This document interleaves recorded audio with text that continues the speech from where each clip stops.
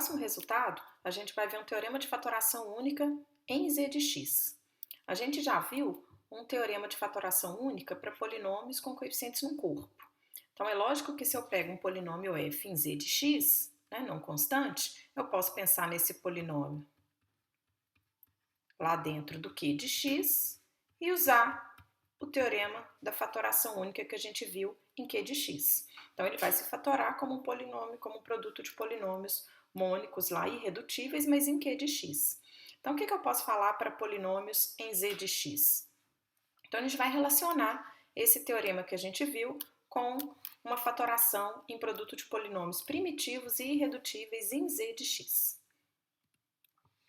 Então, o que o resultado me diz? Que toda vez que eu tiver, né, um polinômio com coeficientes inteiros, eu vou conseguir escrever esse polinômio de maneira única. Eu não coloquei aqui no enunciado, mas vale a unicidade.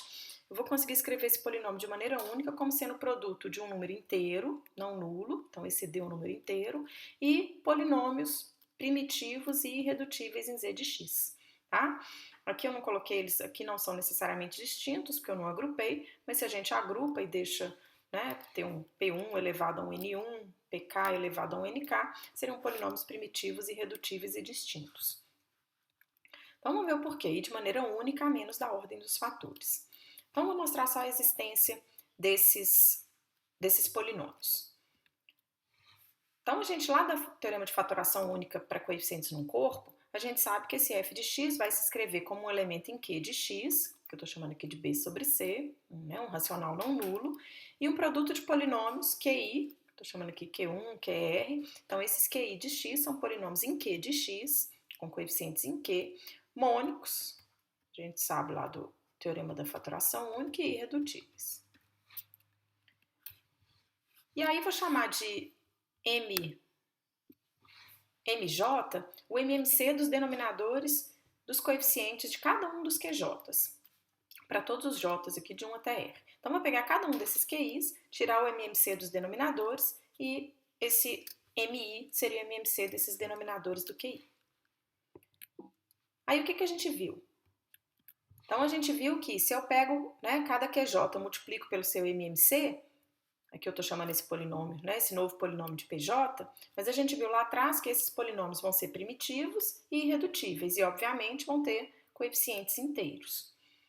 Então, se eu pego essa equação aqui em cima e multiplico pelo produto desses MMCs, né, onde o MMC de cada um desses aqui, né, então eu pego o produto deles e multiplico essa equação aqui em cima por esse produto.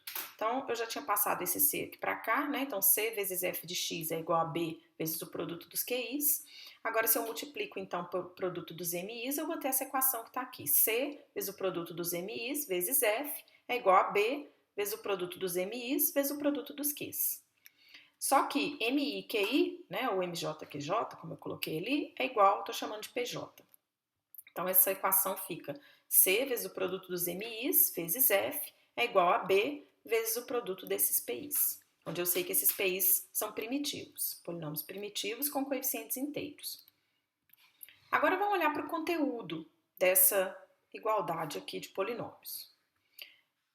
Aqui eu tenho, lembrem-se que o conteúdo do produto é o produto dos conteúdos, então aqui vai ficar C vezes o produto dos MIs vezes o conteúdo de F é igual, né, aqui o conteúdo desse lado direito aqui seria o módulo de B, porque o conteúdo é sempre um número positivo, né, e ao escrever aqui B sobre C, eu estou supondo que o C é positivo e o sinal dessa fração aqui eu joguei para o B, tá?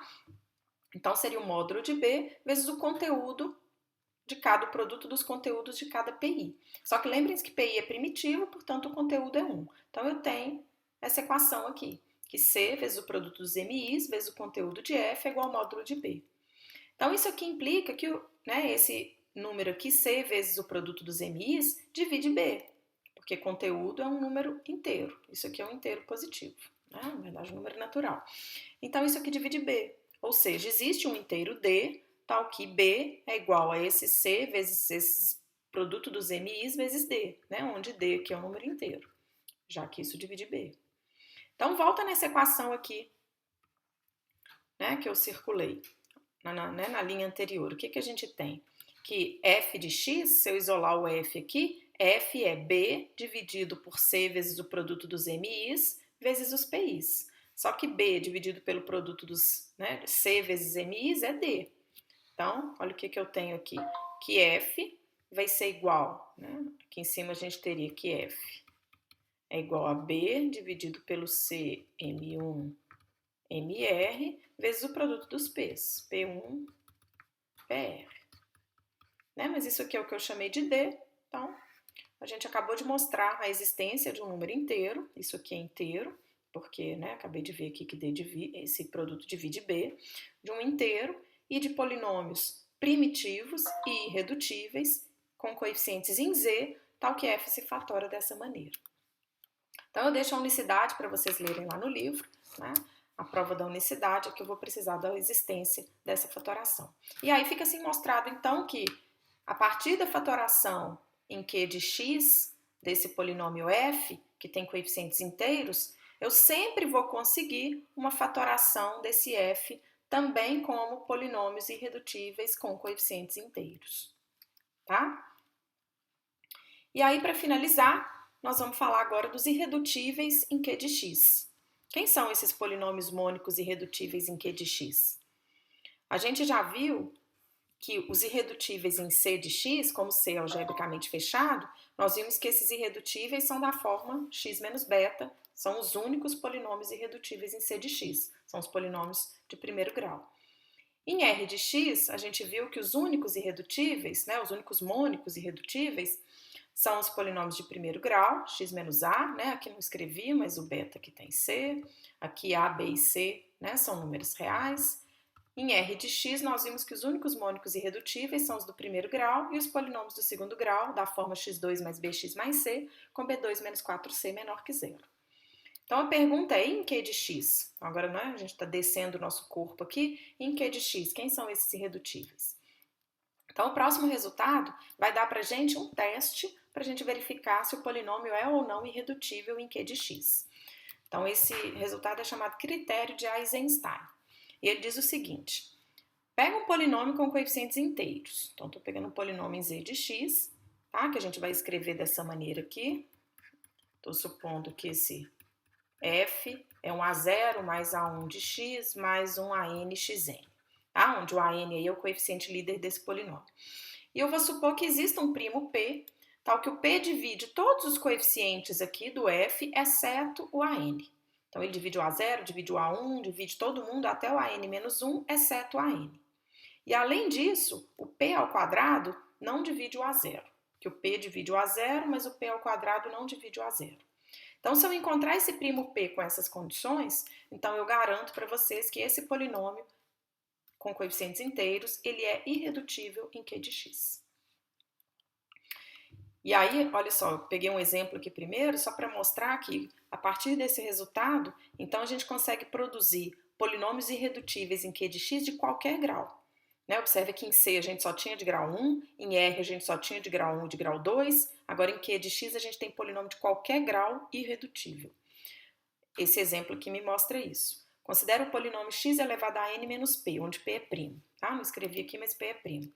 Então, vou mostrar para vocês que esse polinômio é irredutível em Q de x para qualquer n, para qualquer grau. Se o n é 1, esse polinômio é x menos p, que é irredutível em Q de x. Não se fatora aí. Qualquer fatoração disso daqui vai ser uma constante vezes x menos p, ou seja, 1 vezes x menos p. Então, esse é obviamente irredutível em Q de x. Se o n for maior ou igual do que 1, então se eu olhar para esse polinômio aqui, pelo critério de Eisenstein, basta eu considerar o primo p, o próprio p que está aqui, como termo independente, que é óbvio que esse p divide o a0, que é p divide p divide todos os outros coeficientes aqui que são 0, e não divide o an, que o an é 1, p não divide 1. E além disso, p ao quadrado não divide p. Então, p2 não divide o a0. Então, pelo critério de Eisenstein, esse polinômio aqui é irredutível em Q de x. Então, acabei de produzir polinômios irredutíveis em Q de x de qualquer grau que você pedir, tá? Então, vamos ver a demonstração desse critério de Eisenstein, que, como eu disse, é um teste de irredutibilidade de um polinômio em Q de x. Vai servir pra gente assim, como um teste. Deixa eu tirar daqui. Então, a primeira coisa, então lembre-se que a gente está com um polinômio lá em z de x com aquelas hipóteses. Eu posso supor que esse polinômio, a princípio, ele não é primitivo, né, pelo critério de Eisenstein, f não precisa ser primitivo, mas aqui na demonstração eu vou supor que f é primitivo, por quê? Porque se f não for primitivo, a gente já viu que eu posso escrever f como sendo d vezes um f1, onde d é o conteúdo de f, e esse f1 vai ser primitivo. E aí, todas as hipóteses, lembrem-se que P divide todo mundo, todos os coeficientes do F, exceto o coeficiente líder. Então, obviamente que o P não vai poder dividir o D, que é o MDC dos coeficientes, de todos os coeficientes de F, né? Porque ele não divide o AN, então ele não vai dividir o MDC de todos os coeficientes. E aí, com isso, a gente consegue mostrar que as condições do enunciado, que P divide todos os coeficientes, exceto o AN, e P2 não divide a zero, essas condições passam para os coeficientes do F1. Então, aí a gente consegue mostrar se isso acontece para F, vai acontecer para F1, né, que é dessa fatoração aqui do F, onde F1 é primitivo. Então, a gente pode supor que, sem perda de generalidade nenhuma, que o F que a gente vai considerar é primitivo. Que se ele não for, é só a gente fazer isso daqui e seguir a demonstração, tá?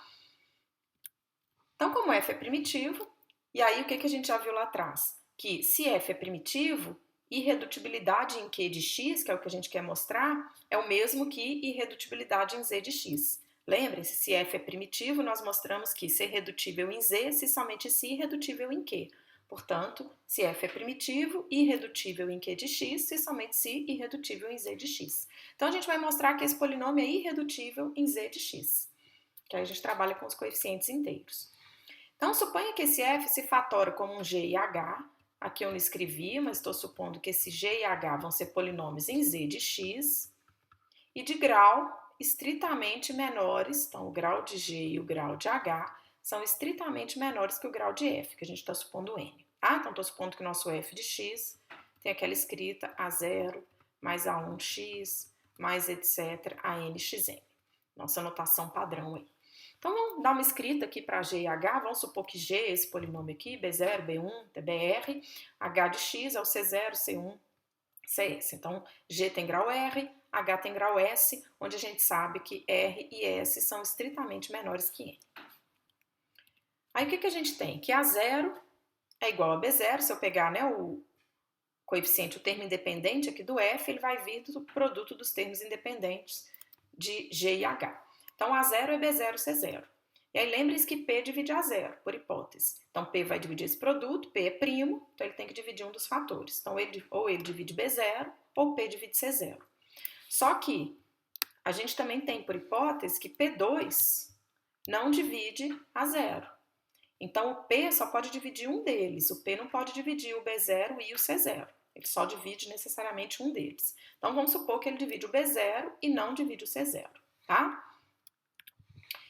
E o AN, que é o termo líder aqui de F, vai vir do produto do termo líder, que faltou mais, né? Vai vir do produto dos termos líderes aqui de G e H. Ou seja, o AN vai ser BR vezes CS. E lembrem-se que o P não divide o AN. P divide todo mundo lá de F, exceto o AN. E P2 não divide o A0. Então, se o P não divide o AN, então o P também não pode dividir o BR. Então, olha o que a gente tem, que o P divide o B0, mas o P não divide o BR. Então, eu vou considerar L, vou chamar L, o número natural, menor ou igual, pode ser o R, onde o P divide todo mundo aqui no G, exceto o PL. Né? Então, seja L menor ou igual do que R, o menor número, tal que P, não divide BL. Ou seja, o P vai dividir o B0, o P vai dividir o B1, o P vai dividir até o BL menos 1, mas ele não divide o BL.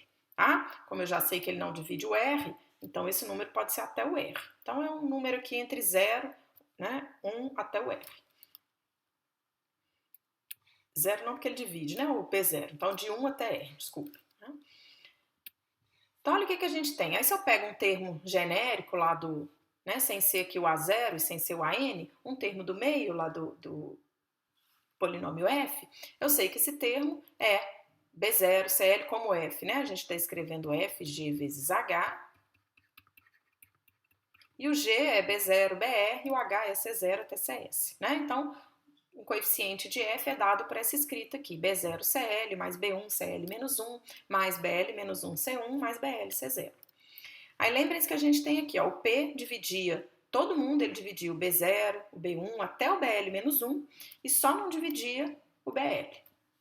Então ele divide todo mundo aqui, o P vai dividir todo mundo dessa parcela, mas aqui ele não divide, porque ele não divide o BL, e lembrem-se que o P também não divide C0, tá? Foi a primeira observação que a gente fez aqui, porque o P2 não divide a 0, então ele divide, né, o P dividia ou o B0 ou o C0, né, um deles só. Então a gente supôs que ele dividia B0 e não dividia C0. Então eu tenho que P divide essas primeiras parcelas da soma aqui e P não divide essa última. Então, obviamente que o P não pode dividir o AL, né? Que se ele dividisse o AL, ele teria que dividir aqui e não pode. Então, P não divide o AL. Mas lembre-se que lá por hipótese, os AI são os coeficientes de F. E se eu escrevo F como A0, né? Nossa escrita aqui só para lembrar, por hipótese a gente tinha que o P dividia todo mundo exceto o AN. Então, o único que ele não divide é o AN. Então, se ele não divide o AL, eu chego que o L tem que ser igual a N, só que N é o grau de F. E lembrem-se que o que a gente tinha aqui, né? Que o N, o R e o S, né? Tanto o R quanto o S eram estritamente menores que N. Ou seja, o N é maior do que R, né? Então eu chego aqui que L é maior do que R. Só que isso é um absurdo, né? Pela nossa escolha do L. Quem era o L? O L era um número natural menor ou igual do que R. E agora eu chego aqui que o L é maior do que R, né? Dando um absurdo. Então, de onde que vem esse absurdo? Né? De eu supor que esse F, né? Vem daqui de eu supor que o F se fatora, né? Como esse produto de polinômios inteiros aqui, G e H, com grau estritamente menor do que o grau de F. Né? Então, mostrando assim que esse F, não posso ter essa fatoração, ou seja, o F é irredutível em Z de X, como a gente queria mostrar. Então, fica assim mostrado, né, o critério de Eisenstein. Então, vamos para finalizar, vamos só fazer um exemplo de aplicação desse critério.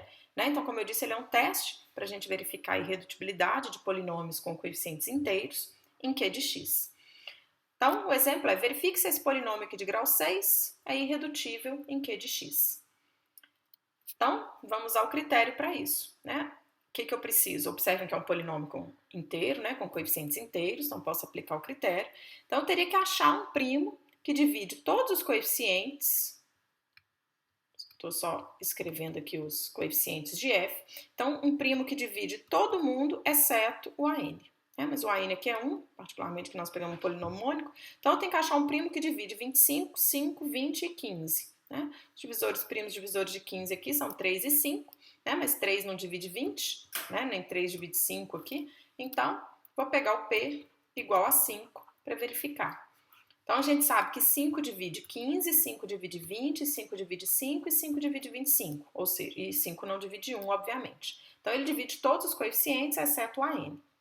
E, além disso, lembra que o P2 não pode dividir o A0. Então, 25 não divide 15. Né? Aqui é o P2, não divide o A0. Então, pelo critério de Eisenstein, segue direto pelo critério que a gente acabou de ver, que esse polinômio aqui é irredutível em Q de x. Né? Então, é bem simples a aplicação desse critério e bem útil. Às vezes, ao invés de a gente ficar procurando raízes, né, do polinômio, ele já me mostra que o polinômio é irredutível, se a gente conseguir encontrar um primo que satisfaça aquelas condições. Tá?